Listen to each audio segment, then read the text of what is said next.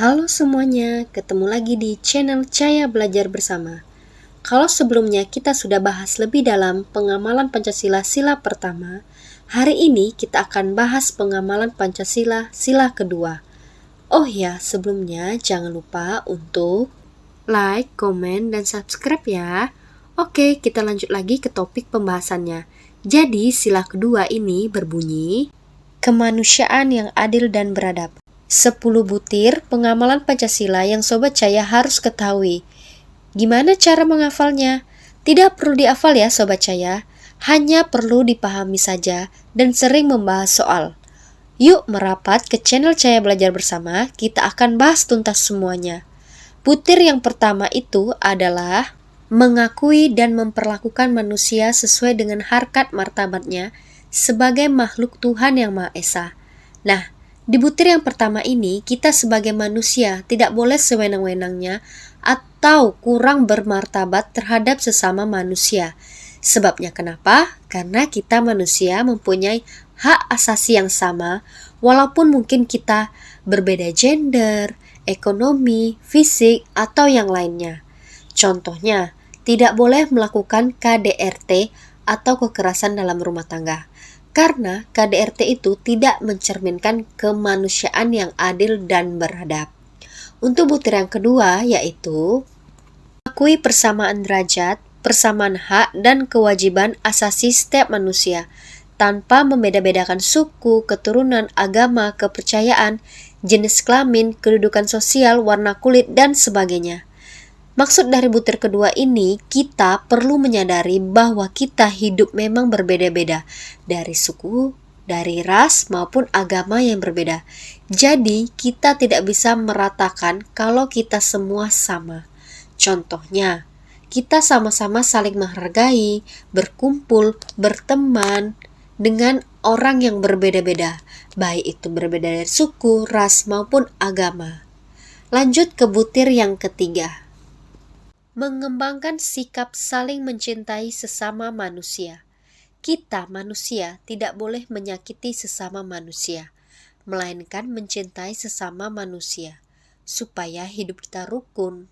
Rukun tidak hanya pada orang lain, tetapi juga bisa kepada orang terdekat seperti keluarga. Contohnya hidup rukun dengan tetangga, hidup rukun dengan keluarga. Nah, jadi itulah pengamalan Pancasila butir yang ketiga, sila yang kedua. Untuk butir yang keempat sendiri adalah mengembangkan sikap saling tenggang rasa dan tepas selera. Tenggang rasa sendiri artinya sikap dapat menghargai dan menghormati perasaan orang lain.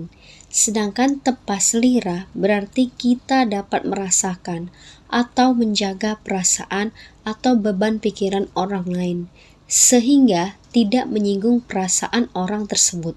Bisa juga diartikan sebagai meringankan beban orang lain. Contohnya, tidak memamerkan banyak uang ketika tetangga terkena PHK atau terkena musibah, karena kita harus merasakan dan menjaga perasaan tetangga kita tersebut. Untuk butir yang kelima, yaitu mengembangkan sikap tidak semena-mena terhadap orang lain, di mana tidak boleh memperlakukan orang lain semau kita sendiri secara buruk. Contohnya bullying. Bullying merupakan salah satu tindakan tidak terpuji yang merugikan korbannya. Perbuatan ini merupakan salah satu tindakan semena-mena terhadap orang lain. Sebelum lanjut ke butir selanjutnya, jangan lupa dukung channel ini dengan cara di-subscribe ya. Lanjut ke butir yang keenam, di mana butir yang keenam dari sila kedua berbunyi menjunjung tinggi nilai-nilai kemanusiaan.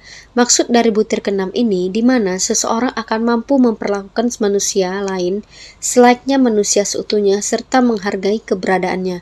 Contoh yang paling sederhana, ketika kita melewati orang yang lebih tua daripada kita, kita semestinya memberi salam dengan membungkukkan atau merendahkan badan kita, walaupun orang tersebut tidak kita kenal sekalipun.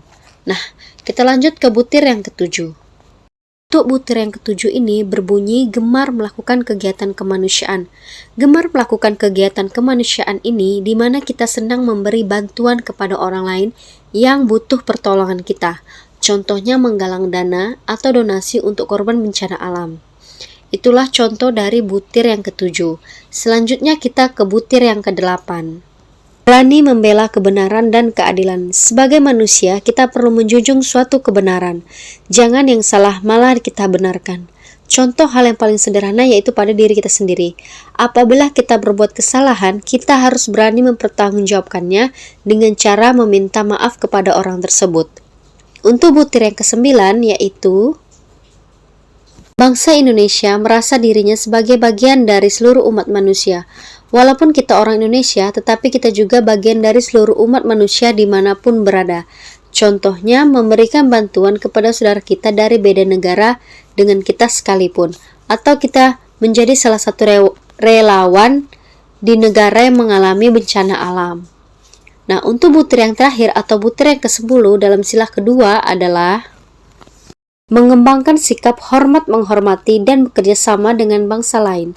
Tidak hanya ada bangsa Indonesia yang berada di dunia ini, tetapi terdapat juga bangsa atau etnik yang ada di dunia. Oleh karena itu, kita perlu hormat menghormati dan bekerja sama dengan bangsa lain, karena kita merupakan makhluk sosial yang tidak dapat hidup sendiri. Contohnya, kita menjadi salah satu anggota PBB. Jadi, untuk mengingatnya, sila kedua ini bermakna hubungan satu manusia dengan manusia lainnya yang saling membantu. Itulah juga kenapa sila kedua dilambangkan dengan rantai berjumlah 17 yang saling menyambung satu sama yang lain. Begitu juga kita antar umat manusia yang ada di dunia ini harus menyambung biar tidak ada masalah nantinya. Bagaimana Sobat Cahaya? Sudah ada gambaran kan tentang butir-butir Pancasila sila kedua? Untuk selanjutnya kita bahas contoh soalnya ya. Jadi ini adalah salah satu contoh soalnya, di mana pada soal ini yang ditanyakan adalah pelanggaran nilai Pancasila keberapa. Nah, kita lihat di sini bahwa pada soal tersebut merupakan ada kasus KDRT atau kekerasan dalam rumah tangga.